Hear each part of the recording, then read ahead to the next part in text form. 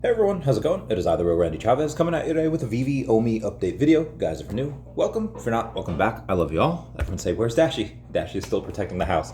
So as of right now, we do have some OMI whales which are rejoicing as the price goes down, way down, down to down 8.4% over on the day to 0007677. So about 00077, just so they can go in and stack more.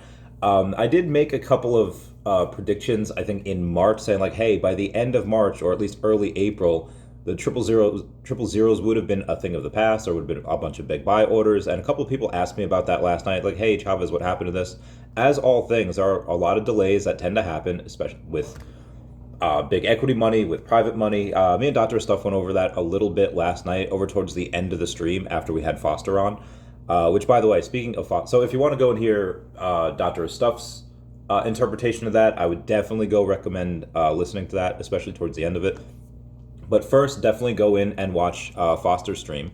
When we had Foster on, I think for about like a good like 2 hours, give or take, 2.5 hours, he goes over a bunch of things, talking about OMI to NFT, talking about things that we might not know of yet. Obviously, the things we know of is OMI to NFT, and that also means NFT to OMI. So there are some people, including myself at first, which thought that, okay, well, they do have a third party that's going to be doing a bunch of transactions. What is that third party for? We still don't know. He didn't give us any hints at all as to what that third party is, what they'll be doing. But there will be a third party doing some type of transactions in between OMI to NFT, NFT to OMI, and other types of deals. But if you go and sell your collectibles for OMI, you get that OMI. You don't just get gems. So that's a good thing about it. In case anyone didn't know that, that's just what he had talked about. So we know about those things. We know about OMI to bronze tickets, and he said a couple of other things that we are not ready for, that they haven't made public, that will happen as well. He didn't really give any timelines on that. I would guess it would be at some point this year. There's no really need for him to talk about anything that's not going to happen until next year. It's like Star Wars Episode 1. You didn't tell him about the missing Jedi. No need to report that to him until there is something to report. Comment down below if you get the reference. A lot of the rest of the market is down today. Bitcoin's about flat, Ethereum's down 2.3%, BNB's down 1.3%, Solana down 7.2%, XRP down 3%, Lido Stake down 2%, Dogecoin down 5%, Cardano down 2.5%. So the only thing that's really up is Bitcoin at about 0.4%, and that's it. So only probably kind of following the rest of the market down with just a lot of big sales. Again, decent buying opportunities for a couple of these things. Not financial advice, by the way. There is some debate about what OMI to NFT or where you'll be able to use it. Obviously, it's going to be within the VeVe ecosystem. There are some people that are speculating we might be able to go and use it over on Immutable X. Be advised, you can actually buy NFTs on Immutable X with OMI right now, but it's not VeVe NFTs. They're not the VeVe high-end 3D digital collectibles. That the team hasn't mentioned that, so I don't think that's coming. But if you're able to do and buy that, sell all the VeVe NFTs on Immutable X, is that going to pump your bags? Is that going to make everything, open up to a wider ecosystem? Probably not. If you're on Immutable X, there's a decent chance you already know about VeVe, and if you know about VeVe, you're likely already here. Also on Immutable X, if I'm not mistaken, there is an additional selling fee. So depending on what you're selling, if it's like a Disney or Marvel or some type of NFT that we happen to have an agreement with, that they have a 6% sale fee, it's VeVe's 2.5%, it's their 6%, and then I think Immutable X has another sale fee on top of that, if I'm not mistaken. So I would much rather just go and use that within the VeVe ecosystem and not put it on Immutable X, unless the buyer is like, no, put it on Immutable X. I want to go try to put it in a third-party wallet, which Foster did talk about yesterday as well. When is that going to happen? I don't know. But the team is aware of everything that we want. And so if you have a new concern, like, hey, this is something that nobody's talked about yet, by all means, make a post about it, make a video about it, make a poll about it over on X, and this way, make the team aware. Puddin' Cheeks go and asking a question about OMI yesterday, saying, will you sell collectibles for OMI to start earning rewards? Because there's a bunch of people on the app that don't yet have OMI, therefore they're not earning the rewards, they're not going and getting the staking, they're not getting the bronze tickets at the end of each quarter, and they're not getting the daily MCP points that you get. And obviously not everyone can go and put in $8,000 to have 10 million OMI to get 640 points a day, but you can still go on and get at least a couple of MCP points each day for a small amount of OMI. And that's what Foster was realizing. There was a couple, he was explaining to us, there's a couple people that have said, hey, listen, if you have 10 million OMI, you get 350 bronze tickets. But if I have like 500,000 OMI, I get like 170 bronze tickets. That curve isn't really right. That's not really fair for the people that put on a bunch. And it's like, okay, I guess, but they want people to be able to go and participate in things even if they don't have a lot of OMI, because again, not everybody is in that upper echelon, like upper middle to to one percenter, where they have all this money to throw around. Some people don't have as much; they're working paycheck to paycheck, and they want those people to be able to go in and say, "Hey, I'm participating too. I'm still getting rewards, even though I don't have as much OMI." So they are trying really hard to balance that out. Punchik is saying, people overlook that once that's possible, lots of people will be first-time OMI holders and users without having to do painful onboarding. The painful onboarding is talking about is just buying something over on layer 1 on an exchange, bridging it, which is a pain in the butt, and most people are not going to do that. And then having to go and put it on the OMI wallet, and it's just, like I said, most people are not going to do that. This will be, one-click OMI was trending yesterday. So a lot of people are really wanting that, being able to buy over on the web app. And Foster kind of hinted without hinting, saying, we know what you want. Easily accessible OMI is one of their main priorities for the year. I did ask about, hey, we've had a couple of bigger exchanges over the last couple months. Can we expect the rest of the year to drop exchanges at a commensurate rate? He kind of answered without answering, saying like, oh, well, if we had 2 in the last couple months, is that going to keep happening? I actually don't know. But again, that is their goal. He just made sure to reiterate that their goal is to go in and make sure the token is easier accessible. A lot of people are always like, okay, well, what about US? That doesn't help US people. And he goes on to say, hey, all of these US exchanges are either in current investigations or they've been made to go on and have pay billions of dollars in fines, such as Binance. And people are like, oh, what about Binance US? And Faust's like, well, they have about 15 million in volume a day for Binance US. That's not really going to help the token. That's not really going to help a lot of Americans with that. So, why not just do other things? And he says, we're not just going to wait until there's one that's available for Americans. We're going to keep dropping all of the ones, like as in multiple. There will be multiple more exchanges this year. And they're going to be dropping all of those at some point.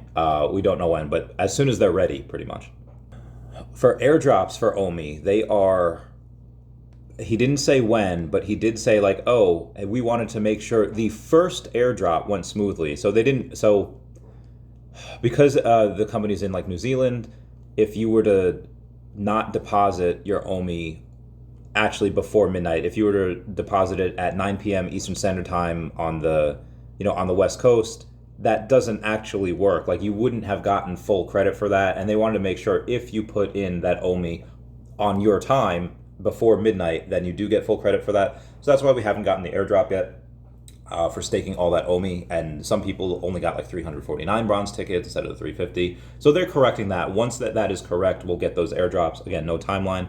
But when he said we wanted to make sure the first airdrop went well, that kind of insinuates that we'll be getting multiple airdrops, others throughout the year, and there might be even one big airdrop if you stake your OMI for all 12 months. We have a comment from Planet Vampire, now getting into the VeVe news, saying, I'm really hoping Alipay deal is going through this year. Looking at Stacker, you can see how many of us are banking on Ultraman, Astro Boy, etc. Seeing so many people lately writing on X about how they're finally able to buy stuff they've saved for is replacing the comments from Fudders.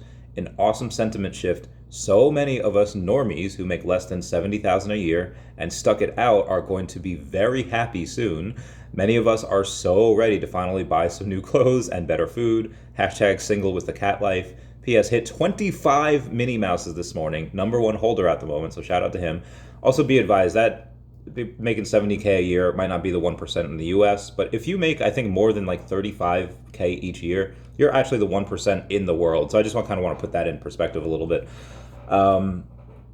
Yeah, I would like this as well. I also sold a bunch of stuff yesterday, unfortunately, including my Astro Boy. And it's not because I didn't love him. I do love him. I will get him back at some point. It's pretty cheap. He's a complete set, decent for MCP points, even though I think he's just an uncommon.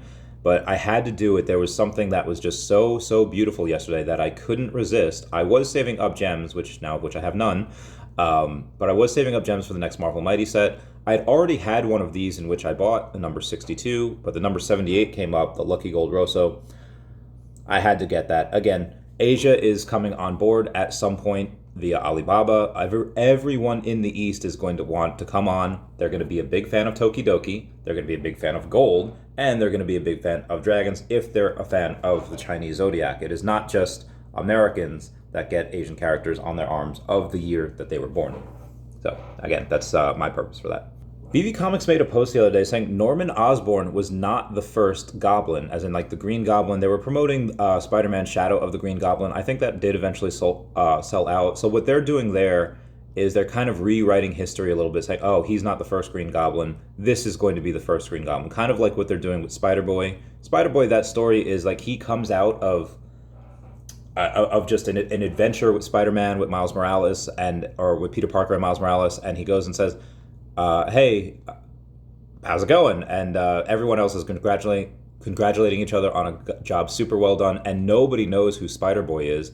And he's like, I'm with Peter. We've done like hundreds of adventures and missions together, and nobody knows who he is. So that's the writer's way of going in and kind of changing history without changing history. Us, the audience, don't know, but it seems that everybody in the Marvel Universe has kind of forgotten about Spider-Boy. So same as this, they're kind of rewriting history without doing a crazy big rewrite.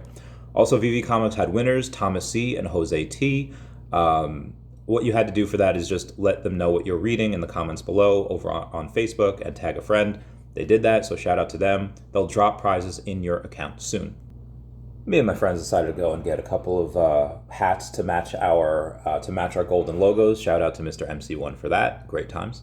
The other night you had VeVe Magic and Yo Steph go over on Spaces on X and say, hey, life is a highway, Pixar's Cars on VeVe. It was a really cool Pixar, Cars is just a great Pixar movie, obviously under the Disney umbrella. We're getting that on Sunday, and I think for every major drop that's going to be from Disney on VeVe, they're going to do something like that. It was really cool. It was really informative. Everyone being able to go and say, hey, these cars mean this to people. It will kind of help people make the best investment that they can make. Okay, this car might be rare, but it's not as popular. This car might be not as scarce, but super popular. Again, it's just really good info. I was on there for a little bit. It was really good times.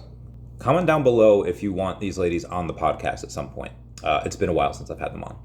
In the most recent episode of X-Men 97, you had Mojo going in and dropping a line saying, Dazzler had a gig, don't ask. So that, I think they're just kind of teasing that for the movie. Taylor Swift is rumored to have been Dazzler, even though I wish that Taylor Swift would have been Lady Deadpool. She would have made a great Lady Deadpool. That's just kind of a tease with that. That comic obviously doing really well on VeVe. I cannot wait. We should get another Deadpool trailer pretty soon. And then if anyone is going to San Diego Comic-Con, a bunch of us are going to Deadpool 3 at the midnight release. It's going to be at like 10 p.m. Eastern Standard Time on that Thursday, the 25th. There are going to be no gold logo events or no VeVe official party on that day. It's because we're all going to go and see Deadpool 3. Comment down below if you want to go. And then message VeVe FamBam. She will get you on the list. Gary Vaynerchuk at NFT NYC saying Q&A today. And then Azza saying, oh, hey, are you Bezojman on VeVe? Just because Bezojman is buying hundreds of collectibles every single week.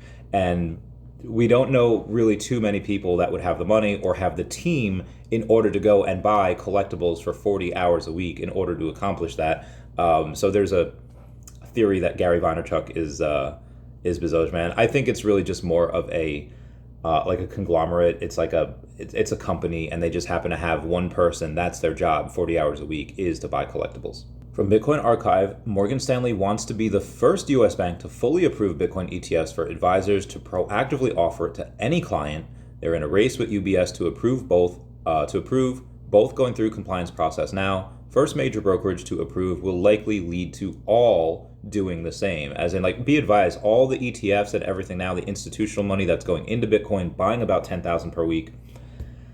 That's like 30% of the institutions out there. There's a lot more to come. We had a couple of big comic book sales yesterday. Action Comics #1 had sold for about 6.5 million, I believe. Or I'm sorry, $6 million. It was an 8.5 for Action Comics #1, just really good for the comic space at large. You had Viva La Vivi say, hey, this X-Men 97, the last mint, was sold. He bought it for $1,000. That was a big flex for him to buy it at that price. You had others like of the Avengers comic, which I think is around, the secret rare is like $500 now over on the VeVe app. But that Avengers comic, the first one, graded a 9.6, sold for $432,000. You had Detective Comics, a 3.0, sell for $600,000. You go on and you have first appearance of Captain America, him punching Hitler in the face, sold for $750,000, graded as a 9.2. You had Batman #1, graded a 2.5, sold for $156,000. You had first appearance Daredevil, graded a 9.8, sold for $360,000. And then you had a first appearance Iron Man, and that Tales of Suspense, graded a 9.8 as well, sold for $840,000. Again, many of these are over on the VeVe platform. And we do not have DC, but I think we will get them at some point. I think every day they're not on VeVe, they are losing money. So obviously yesterday, me and Dr. Stuff broke down what David had mentioned over on because David was on with Vincent Zerzolo and a couple of other people talking about the Addiction comic. Hopefully we'll get that soon, but likely this month, Addiction comic #2. But before then, he wasn't on. It was Old Rhubarb. Corey T was on Comics and Crypto's live stream, saying that someone from the VeVe team used to work at Crunchyroll. So I think part of the reason that person was hired was specifically because they worked at Crunchyroll. That gives them an in. Crunchyroll, in case you didn't know, is literally the house of anime. David had mentioned anime and manga yesterday, saying that, oh, here are some of the other comics that we're looking at. Like, we are likely going to see Planet of the Apes very soon. That comic is now owned by Marvel, so we'll get that. They've been asked about other comics as well, so likely we will go and get Dark Horse, we'll get Image, we'll get a couple of other brands. But again, we are also outside of Planet of the Apes. They're going to get Alien, they're going to get Predator. So we still don't have an Alien or Predator, physical collectibles. I mean, we have posters, but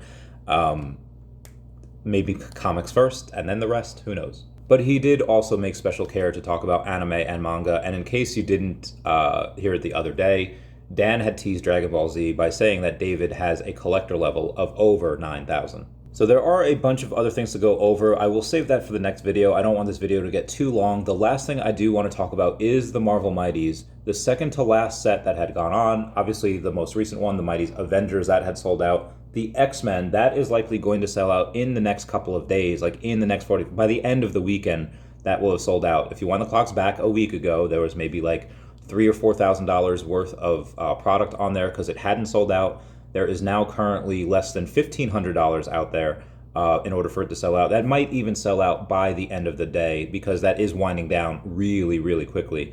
Once that happens and there's no more available in the store, some of the ones on the secondary market should rise a little bit. So I might get one or two of those.